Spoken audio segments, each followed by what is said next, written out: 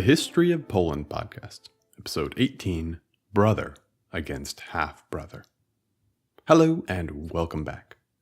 We're picking up where we left off, as we always do, this time with Bolesław returning from his invasion of Pomerania. The first course of action after this invasion of Pomerania? Well, to go back and invade Pomerania again. This time, he's invaded Pomerania to free one of his relatives that he'd put in charge of the area. Then he returned and took a break. Then he sent his Count Palatine Skarbimir, who I introduced previously, who managed to win some minor victories and gather some plunder. The next thing that happens is very important.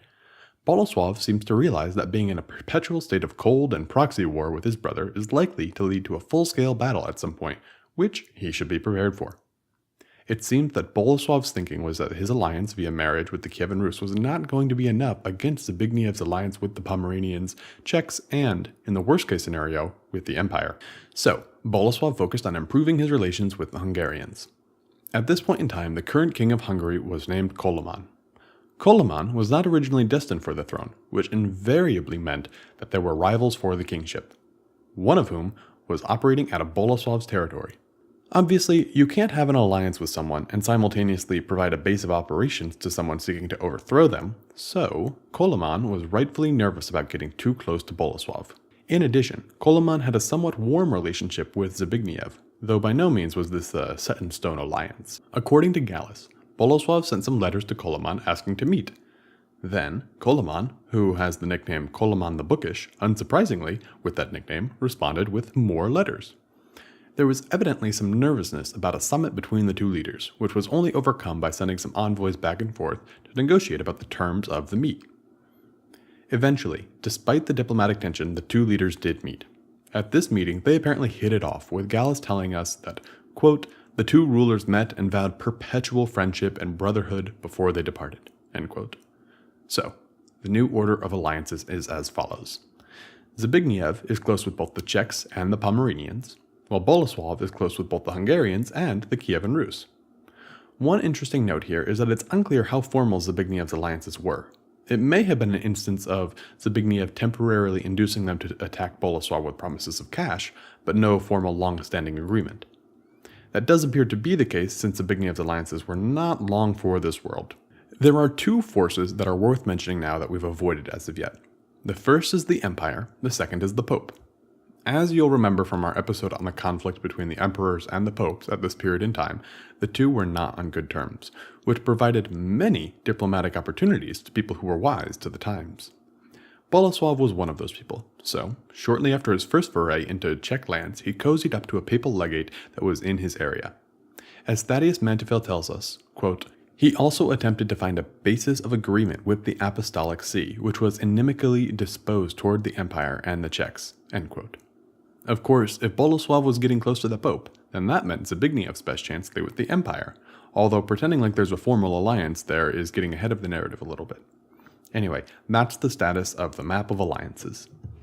So, with both sides squared away, it appears that neither brother really wanted to have an endless cycle of war, which meant it was time for peace talks. Both had postured, both had formed alliances, but now it was time to put down the swords, come to the table, and reach an agreement. Gallus tells us how the rapprochement came about, saying, quote, the warlike Bolesław, after returning from the meeting with the Hungarians, arranged a further parley with his brother Zbigniew. At this meeting, the two brothers swore an oath each to the other to the effect that neither without the other would come to any agreement with the foe on matters of peace or war, nor make any treaty without the other with any other persons, and that either would come to the help of the other against enemies and in all matters of need. Having confirmed these arrangements, and under the same oath, they appointed a day and a place where they should meet with their armies, and therewith they left the meeting. End quote. So, both will act in unison in terms of foreign policy, while internally they will both continue to rule their halves of Poland as the supreme ruler in each half.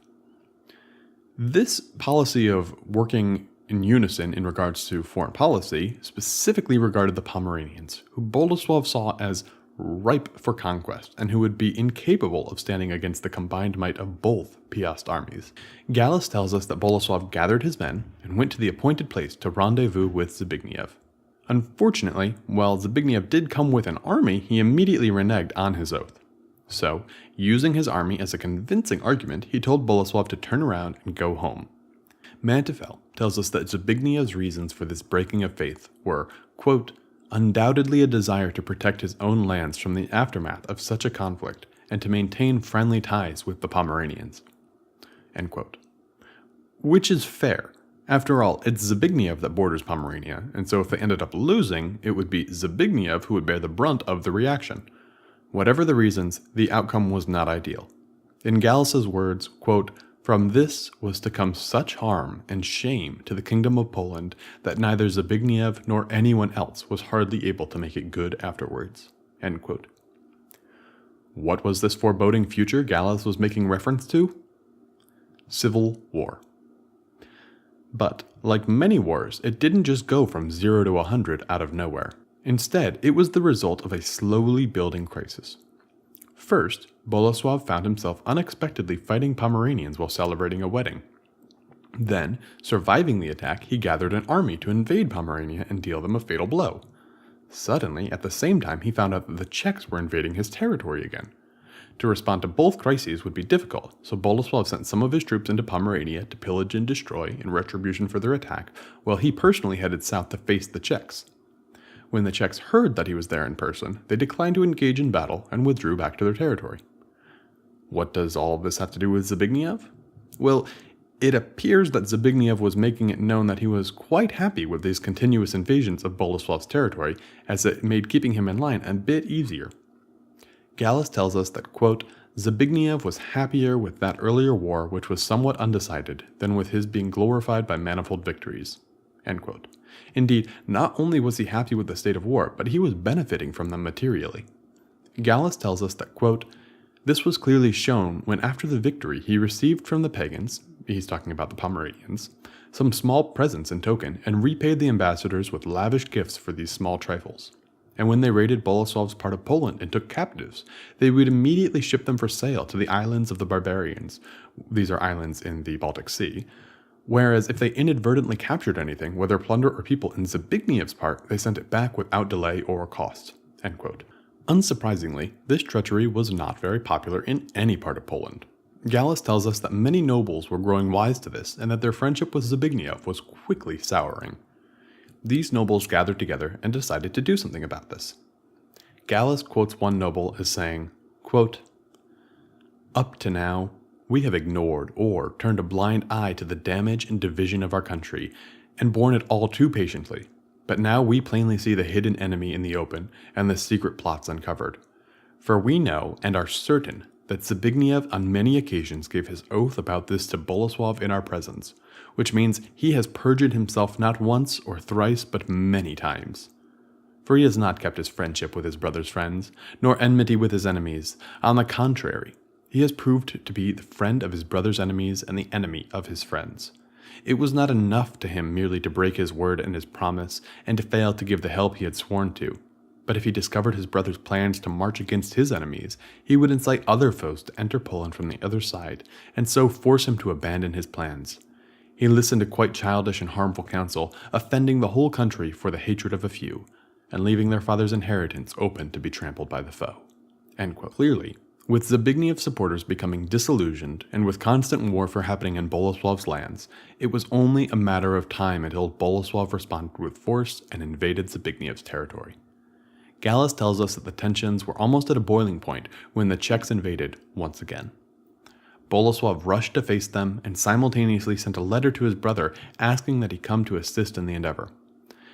Zbigniew apparently didn't like the idea of fighting alongside his brother and seemed quite fond of the idea of detaining the messengers in chains. That was apparently because Zbigniew was in the process of gathering his army, which he would use to invade Bolesław's territory at the same time as the Pomeranian army would come from the north and the Czech army would come from the south. Gallus tells us that, quote, finally with difficulty his ambassadors regained their freedom with the help of friends and returned to Bolesław, reporting what they had seen and heard. At his news, Bolesław for a long time hesitated, unsure whether he should fight back or back off. But taking heart again, he gathered his army as swiftly as possible and sent messages for help to the king of the Rus and the king of the Hungarians. End quote. There was a tense standoff. Bolesław was positioned in the middle of his enemies, but was unsure about which to engage first. If he moved in any direction, he would leave his rear open to attack. At the same time, no one wanted to be the first to attack, since Bolesław would immediately race to face them down, and by this point in time, it was clear that both he and his second-in-command, Zbigniew, were quite adept warriors. The tipping point was finally when Bolesław's men seized a great deal of Zbigniew's personal papers. In Gallus's words, quote, "Letters of Zbigniew were seized, together with their bearers, revealing evidence of much plotting and treason. When these letters were read out, those of sound counsel were astonished, and the whole people bewailed their danger." End quote. So, these letters appeared to indicate that Zbigniew had been plotting with the enemies of Poland, the Pomeranians and the Czechs, that he had conspired and bribed them to invade Polish territory for his own personal convenience, and that he had done this all to upset the reign of his brother Bolesław. These letters proved to Bolesław that the real threat was Zbigniew, and that he needed to be dealt with. So, he managed to arrange a peace with the Czechs, most likely by bribing them to stay out of this for a while, and invaded Zbigniew's territories. Zbigniew, though, was not ready to face him, and fled the area without putting up any resistance. Bolesław marched in and took control of the major cities in Zbigniew's area, including the key cities of Kalisz and Gniezno. After capturing a number of cities and fortresses, Bolesław's allies from the Rus and Hungary arrived. They all set out as one to capture Zbigniew, which Zbigniew rightfully saw as the end of his chances. There was a bit of mediation, and Zbigniew was brought before Bolesław.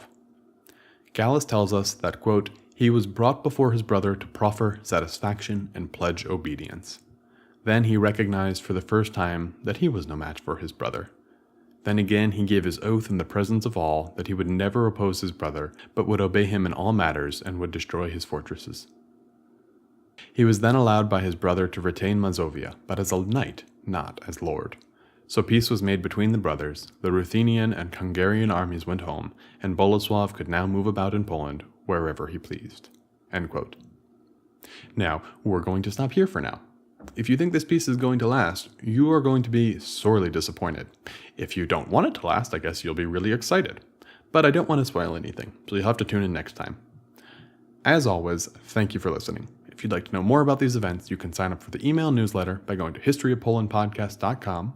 You can help fund the show at patreon.com/historyofpolandpodcast. Your donations are incredibly helpful and important. Every dollar really does count. And you can follow along on both Twitter and Facebook by searching for the History of Poland podcast. One last note before we finish. I'll be taking a break for a couple of weeks to wrap up the Origins of the Holy Roman Empire series for Patreon subscribers. I've been hard at work on this series for a couple of months, but I need to really set aside some time and get it across the finish line. So, that's the goal. Hopefully you patrons will get to listen to it very soon. For the rest of you, I might have a small sample out there that I'll put out. Thanks again. See you next time.